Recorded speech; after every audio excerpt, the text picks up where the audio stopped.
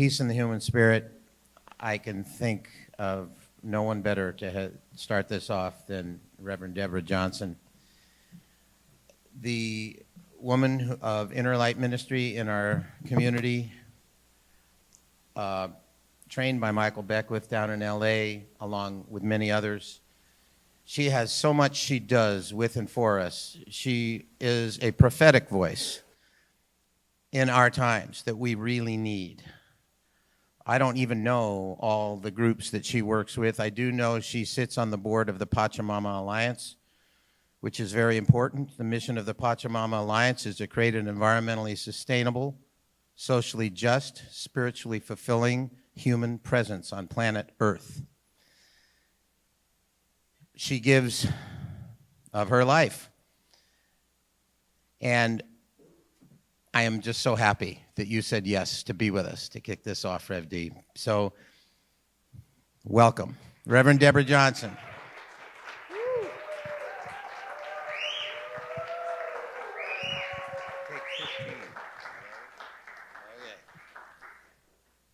Thank you, Tatanka, and to all of you for coming here, for spending the day, for understanding how important all of this really is. And I just have to say this first, is I'm having the most phenomenal deja vu. For 6 years, this was my pulpit. For 6 years, Inner Light Ministries used to have their Sunday services right here. So we have been, and this was 98 to 2003. So we go way back with the vets and this building, and I'm so glad that it got restored by the community because it deserves to be here. You know, so much has been said. And as we start to wind up this day talking about peace in the human spirit, it's a funny thing about the English language, and I want to start here so that the points that I'm making are very clear. Where we use the same words for nouns, we use the same words for verbs, and sometimes we get a little mixed up. But the bottom line is that there's a process of building, and then there's the thing that you get afterwards called a building. But you can't get the noun building without the verb building. Now that may seem overly simplistic, but we chase after love like it's this thing out there that somehow we can obtain love, the noun, without the activity of love, the verb. We tend to think of peace as a noun. Peace is a verb. Let's sink in for a second. Peace is a verb. It is an activity. We cannot get to peace as something out there that's tangible that we would call a noun without bringing the activity of peace itself. So the peace that we call a noun is just the natural byproduct. It's just the outcome of the activity of peace. But just like you cannot have a building without the process of building.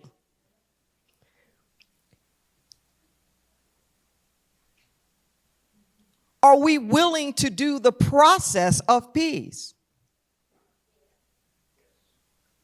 See, the process of peace is an internal job. It's not just external, it's internal. You have to bring it to the table. The process determines the means. The process not only determines the means, but it determines the ends. The ends is within the process. You can't have a collaborative venture at the end if it wasn't collaborative along the way. You can't have a single group putting on the community event. Because if the community wasn't involved in it, it's not the community event at the end. You have to bring it with you.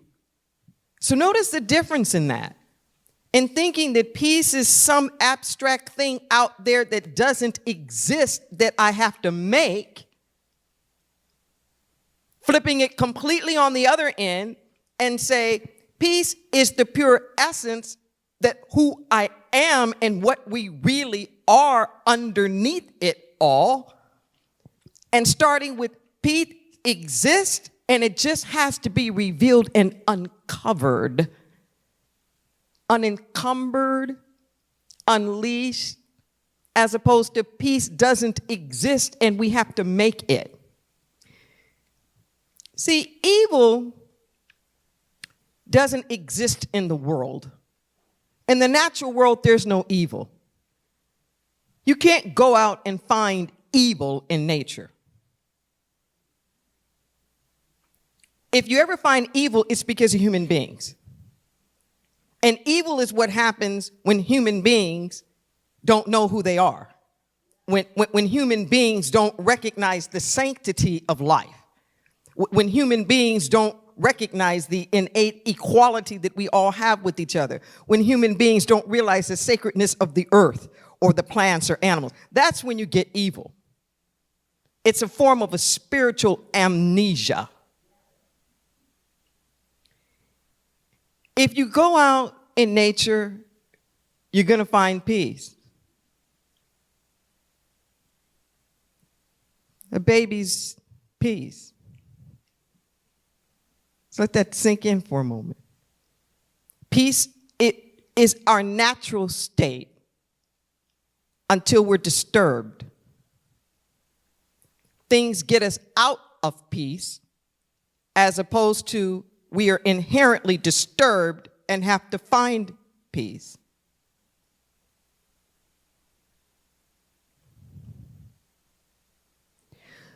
What a difference it would make if we really believed this. I'm having a flashback now. It was a number of years ago. It was when Rumsfeld was being vetted for George W., because he'd already been with the older George Bush. And it was right at being vetted for Secretary of Defense. And it was right after shock and awe, which we did as a response to 9/11. And I remember looking at the television. I don't know which city I was in because I traveled quite a bit. And there was a town hall meeting. And all these people were like, yeah, we should be bombing and we should do this and we should do that. And I remember looking at that and thinking, isn't that interesting? These people seem to be so sure of this. So I'm a minister, right? And I grew up very Pentecostal, although I'm more metaphysical now. So I know a lot of Bible. And I'm actually a Bible instructor at some seminaries. And I thought about that line in Scripture that's attributed to Jesus about a formula of faith, saying, if you have faith and do not doubt, that basically whatever you speak or what, you'll bring it in. You'll bring it into manifestation. And as I was looking at them, and I said, wow, they really believe this stuff. They don't doubt. And I heard my spirit voice say to me, they have out-faithed you. They have out-faithed you. That the faith that people who believe in war have, the war really is the answer. They believe that war really is the answer more than those of you who think that peace is the answer really believe that peace is the answer. Those who say that they believe that peace is the answer, it always follows with but. But what about them? But what about the war machine? But what, like all of these exclusions that they think is more powerful than the peace. So that our concept of the peace is always getting diminished and squashed by something that we think is greater than peace. We have to stand up. If there's going to be peace in our spirit, we have to really, really, really believe that peace exists. That it exists. It isn't a question. It's like there's music, yes? You may not always hear it, but just because you don't hear it doesn't mean that the music doesn't exist. You just have to be the channel for it so it can come through you. Love always exists. Yes, it gets channeled through certain relationships, and just because a particular relationship isn't manifesting the love doesn't mean that love doesn't exist. But the way that we treat peace is that if we're not seeing it in some kind of real tangible form, we think it's not there. We think it's absent. Rather than thinking, oh, wow, I can't see it around, so let me channel it through. Like a piece of music. Like love. Oh, we need a greater expression of this thing that already is. So can you imagine for a moment, just think, if you really believed that peace existed and that all we had to do was uncover it and unveil it, as opposed to it does not exist and somehow or another we have to create it and there's all these obstacles that are preventing me from creating it?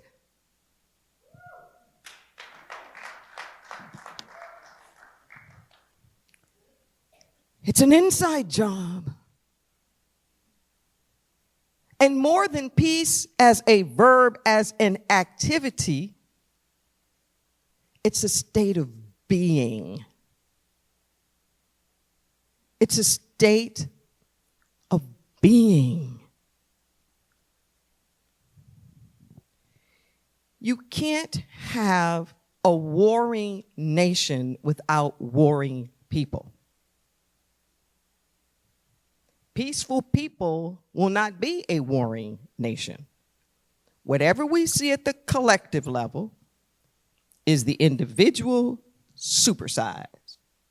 But nothing happens at the collective level that is not happening at the individual level.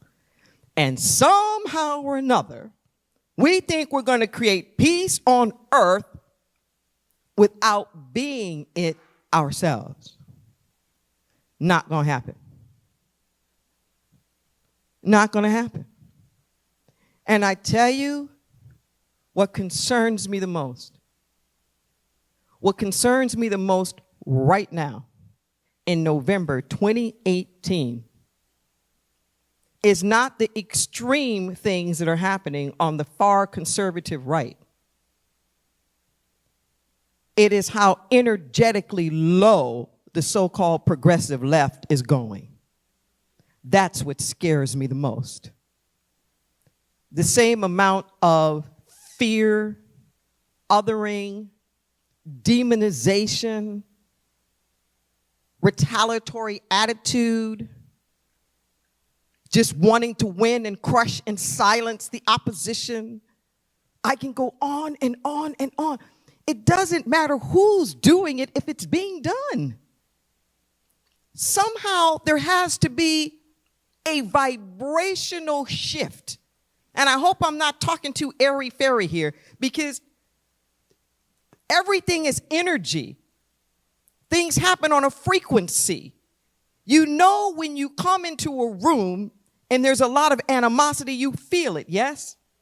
And we know that it only takes one or two really antagonistic people in a room to shift the whole field, yes? Why don't we believe that about peace?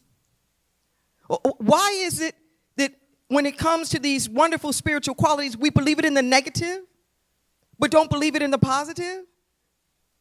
If a couple of angry people can shift the whole vibration in the room, why can't a couple of peaceful people? Why don't we believe that?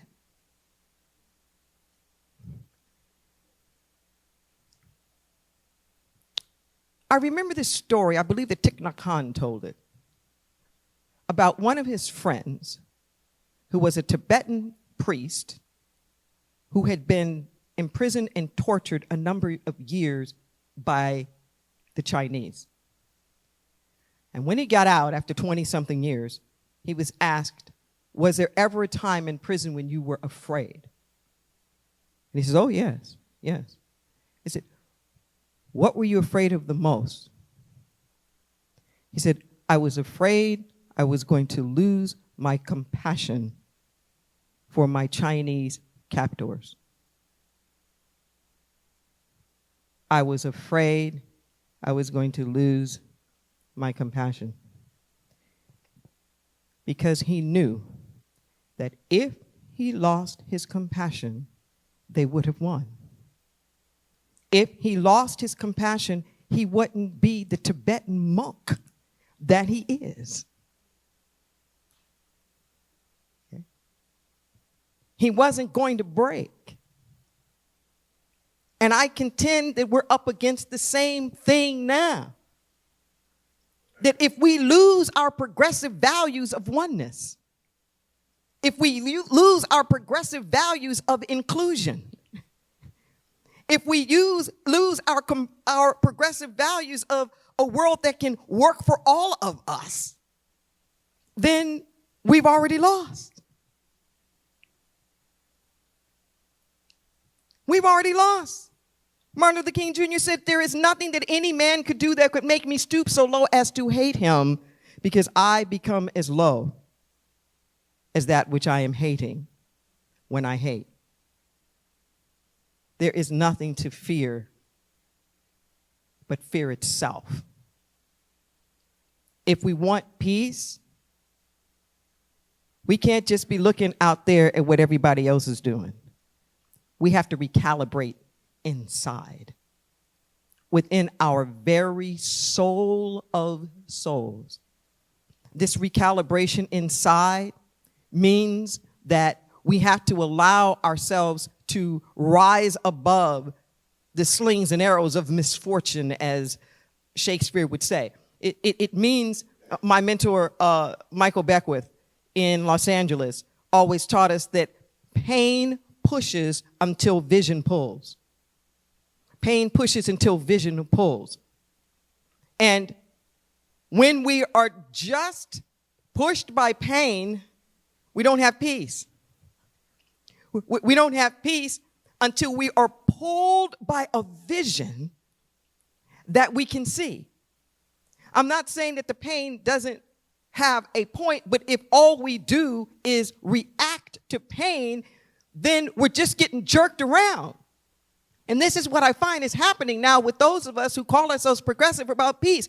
We're just like little marionettes right now. Whoo, this is the White House. Whoo, this is the economy. Whoo, this is the war. Whoo, whoo, whoo. And every time we're getting our strings jerked, and what peace is cut those cords.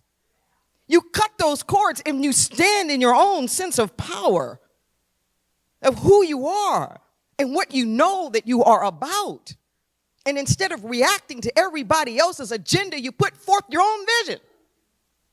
And let that be the place where you stand, where you call the discussion and the vibration up to you. To you. To you. It can be done. And I'll say one last thing about this before I sit down. In order to have this peace unleashed, we have to no longer be pushed by pain and pulled by vision. And the other thing that we have to do is to praise our own resilience. The resilience of the human spirit, which means we have to practice a little bit of let go. You can call it non-attachment. You can call it forgiveness. You can call it keeping the faith and stepping on. I don't care what you call it. But what it boils down to is remembering that you are greater than the sum total of everything that has ever happened. That the goodness in each of us is greater than any bad thing that any of us has done. And I'll leave you with this image. Because to me, it speaks to this peace in the spirit that I'm talking about. It's a story of Dr. Martin Luther King Jr. It says he's walking down the street, and this white man stops him. He says, "Are you Martin Luther King Jr.?" And he says, "Yes, sir, I am." The guy spits on him. King just stands there. He opens up his coat, pulls out his handkerchief, wipes off his face, wipes off his suit, takes that crumpled up handkerchief, takes the white guy's hand, sticks it in his hand, looks in his eyes and says, "I think this belongs to you," and keeps on stepping.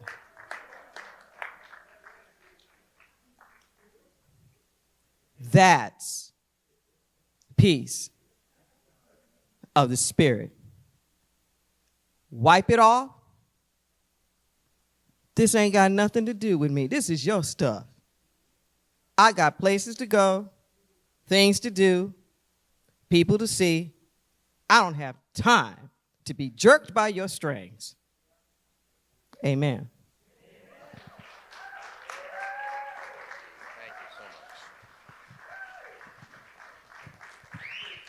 Rev D.